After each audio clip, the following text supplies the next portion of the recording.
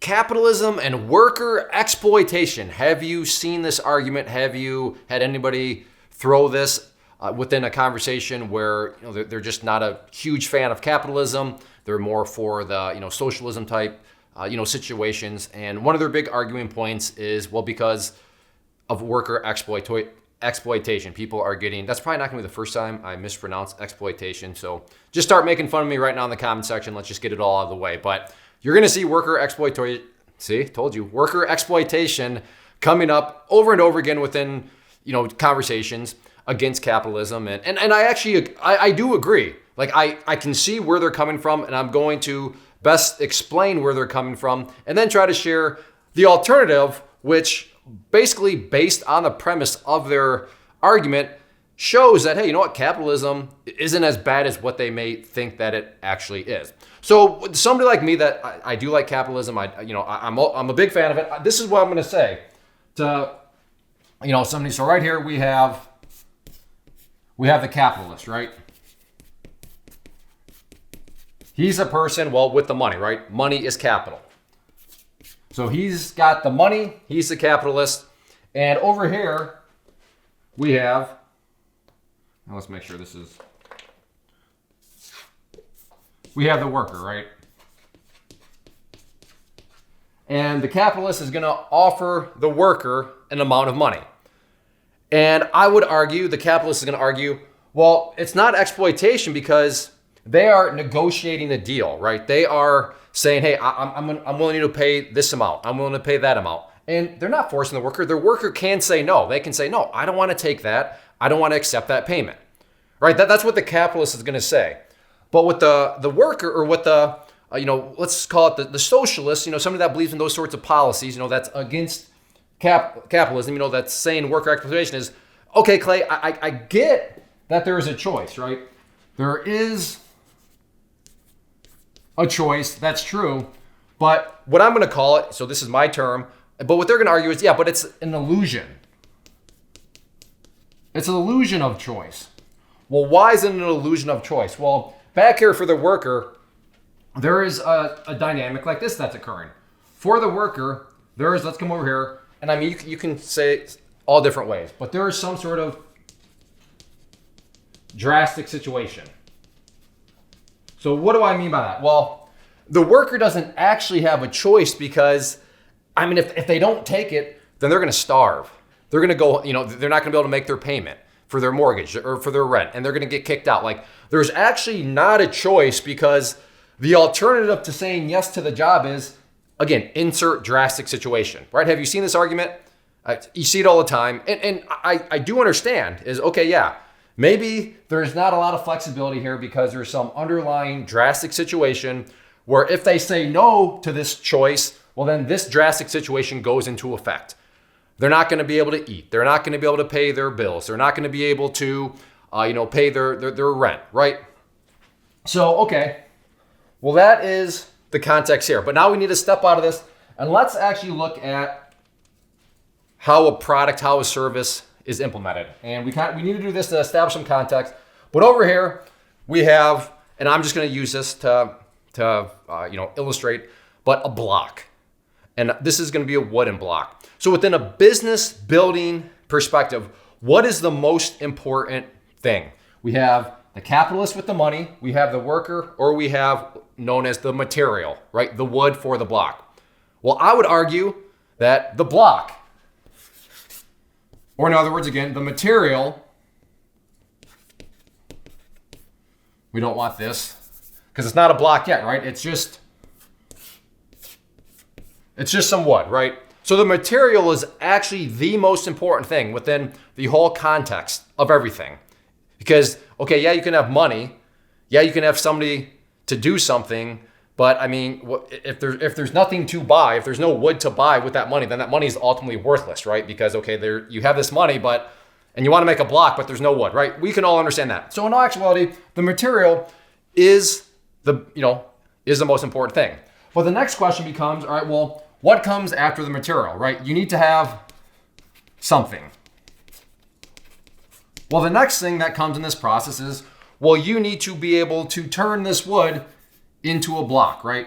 So you're going to need someone with the skill, someone with the ability to turn that wood into a block. Now the question becomes at this point in time, yes, you do need you need a capitalist, right? You need a person to provide the money to buy that wood. That is true. Does the capitalist need money? Yes, they do need money, but does the capitalist need somebody to turn that wood into a block? No, they do not. They are a person. They have the money to buy the wood. They also have the choice to say, you know what? I may not know how to turn that wood into a block, but I'm going to go acquire that skill. Why would I do that? Because, I don't want to pay somebody else to do it. I want to keep that money for myself. So I'm going to go learn how to do that skill so I don't have to pay somebody else to do it because, I want to do it. I want to keep the money for myself. That is a choice that the capitalist has because they are a person. They have hands and feet and a brain. They can do it themselves if they want. That is a choice for them to do. Again, not if they have the skill. And that is a good rebuttal. But there's nothing forcing them to go out there and get the skill.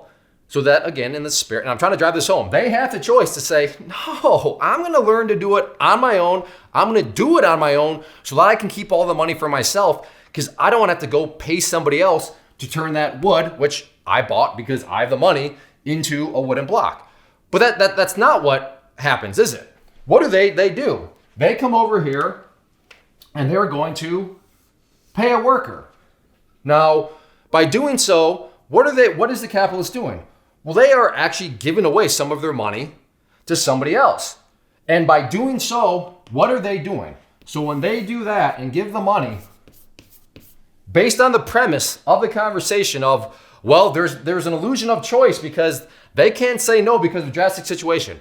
Well, let's look at the alternative. Let's say that the capitalist goes full-blown greedy mode. It's like, nope, sorry. I'm going to do it all myself. Guess what? Drastic situation happens. Game over for the worker based on the argument that's being presented. Okay.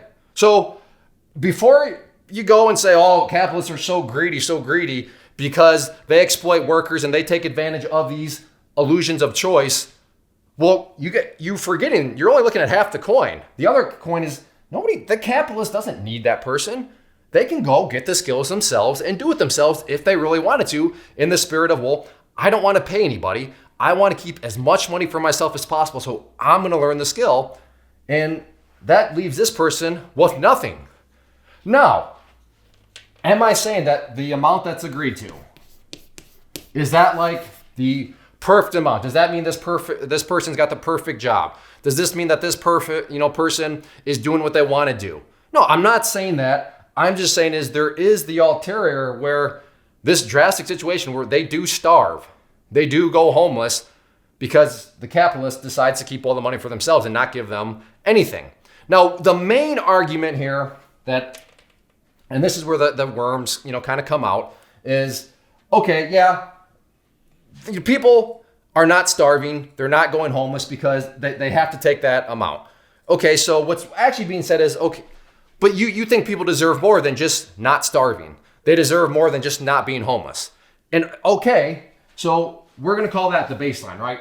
Baseline to avoid drastic situation right there. So you have money right there, which is equated to what's agreed to. But the main debate becomes, but people deserve more than, to use a cliche saying, just getting by, right? People deserve more than just getting by. Okay, so what is just getting by? What does that mean? Does that mean that these people also deserve, and I don't know, I'm just asking you. So this above avoiding drastic situation, does that mean that people should have Netflix and new clothes and the newest video game system? And maybe you're saying, I think people are entitled, and I don't know what those things are. But that's really what the discussion comes down to is, what is this definition of what do people actually deserve, right? I would agree that all people deserve not to starve, not to become homeless and all that. But capitalism already takes care of that, right? Because think about it, if capitalism did not take care of that, let's say they paid people less than what it costs to eat, then in a very literal sense, their worker would die, and then because they're greedy, now they don't have anybody to make their product because their worker just died. So literally from a fundamental standpoint, the drastic situations have to be taken care of, or else their workers are either going to die, they're not going to be able to get to work because their car gets repossessed, or they can't afford gas, right? So from a very baseline, like just humanistic standpoint, drastic situations, bare minimum, need to be taken. But how far above drastic situation, that's where the whole discussion is really coming from. But you can't sit there and say that there's worker exploitation going on. No, the true exploitation would be just letting people starve, go homeless, and all that. Which you can't argue though, because that's the main argument that I always see is the illusion of choice. No, they don't actually have a choice because they're going to starve if they don't take that. Oh, okay, fine, fair. But you have to realize this situation here. But right here, this is where it becomes, okay, well, that's fine. I believe that somebody wants and believes that somebody's entitled to more than a drastic situation. But first off, well, what is that entitlement? Like, does everybody deserve Netflix? Does everybody deserve to be able to go on one vacation a year? I don't know. But this is where, well, you know what? You got to start to do something for yourself, right? You got to ask yourself, well, how much do you want to make? And when you get that, how much do you want to make? So how much money?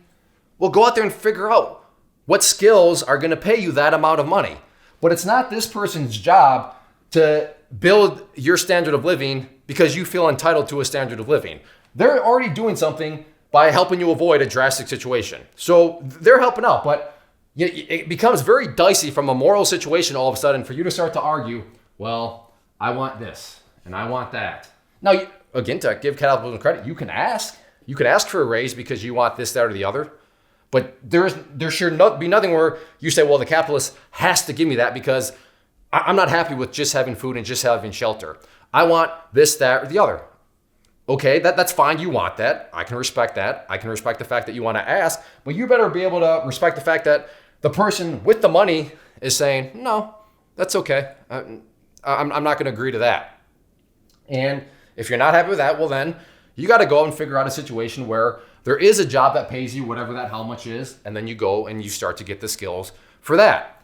And that's where I have a very big, I think there's a much bigger disconnect than what people, make it sound out to be. Because this is a good argument. I have no problems with it, that there are some situations where there is this illusion of choice because people find themselves in very dire situations.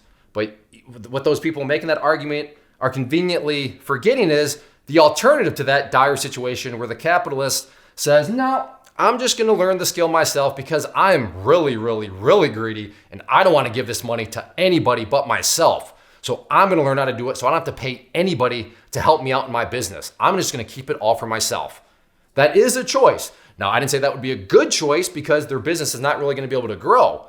But that is a choice that they could do, which then puts that drastic situation into measure. Now, I know there's a bunch of other little rabbit holes you could go on, but at the core, my main, plea, if you will, in terms of, is capitalism really evil?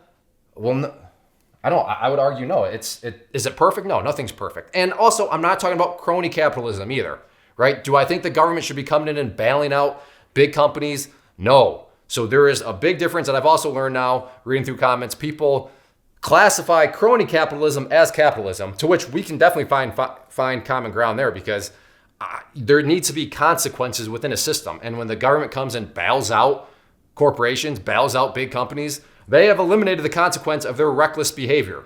So reckless behavior needs to be punished. And a punishment is not the government coming and saying, hey, here you go, we'll bail you out. No, that's not exactly punishment. So, because I know there's going to be comments and stuff, and that's fine, that's good. But let's not bring up crony capitalism examples because that's not what I'm getting at here at all. I'm just saying from the baseline of the common argument of the illusion of choice. Well, by definition, the capitalist is still helping out that person avoid, the drastic situation. Comments, thoughts, leave those down below. As always, when I say with these sorts of videos, I have stuff outside of YouTube, so I can't sit here and get into like big theoretical debates with every single person. But I do promise to read everybody's comments, and I may just have to give you a thanks for the thoughts, which it is what it is, like I said, but I don't want you to go into the expectation here that I'm gonna, open up the doors to some sort of massive debate. I just don't have the time for it. And also, Clay, what does this have to do with like stocks and trading? Well, this has to do with economics, markets, money, and that's what this channel is about. It's about trading and investing, economics, how money works, how situations work. So this does, in an indirect way, still have, I would argue, still relevant to the channel. Plus, it's kind of my channel. I like to talk about this stuff. I like to give people ulteriors to think about. And maybe I'm missing something within here. But what I always, because again, I'll be the first to admit, I always use this about worker exploitation. My line of question is, well, is somebody forcing that person to accept the salary? And the person says, no, they're not being forced to accept it, but they have to accept it because of insert drastic situation. So I do admit that my kind of knee-jerk argument, which philosophically is still, I would argue, an argument, because I'm not exploiting you if I'm giving you the choice to say yes or no. But I do understand the argument of, yeah, but it is still exploiting, because if that capitalist is taken care of, knowing that person's in a drastic situation, well, that could still be exploitation. And I understand that, but once again, that is a two-sided coin. Whereas if this person was ultimately greedy, they could be like, I don't care about your drastic situation. I'm going to learn the skill on my own, and I'm going to do it myself and keep all the money for myself. And that would be that means that person, like I said, starves. So hopefully this, kind of next layer, because like I said, I admit my initial argument, it does have the flaw in it because of the illusion of choice. But, if you do go down that rabbit hole, well, then you still got to admit that, all right, maybe the capitalist isn't as bad and nasty as what they could be, because they are still preventing the person from starving or becoming homeless, and giving them the opportunity to at least give them the baseline for them to then grow, to go above and beyond that. But like I said, it all gets dicey. If you're like, well, no, avoiding drastic situation is not enough. That person is entitled to, and don't say that person's entitled to healthcare, because that's actually an argument for the government staying out of healthcare, because I don't know of a single job in America where part of the benefits package is an insurance, right? So don't say, well, they deserve insurance. That's actually involved in compensation. I'd say 95% of the places, I wasn't even at a local gas station here in Michigan, and they were trying to hire people, and part of it was like 401k plan, and a health insurance plan. It's just like, okay, so you don't say, well, what else is deserved? Healthcare. Companies provide healthcare, okay? That's like one of their big sales pitches to try to get you as a person is, hey, and we got a healthcare plan for you too. So I don't want to hear that. Do some research. You'll see plenty of in other words, dare I say it, the private sector could take care of health insurance too, if the government would stop raising the price. That's a whole another video, but I don't want to hear that, because this capitalist, part of them avoiding the drastic situation is also, and this is nothing new, right? You get a job, part of it is going to be healthcare benefits. Now, if you're like selling drugs or doing something sketchy, okay, maybe not.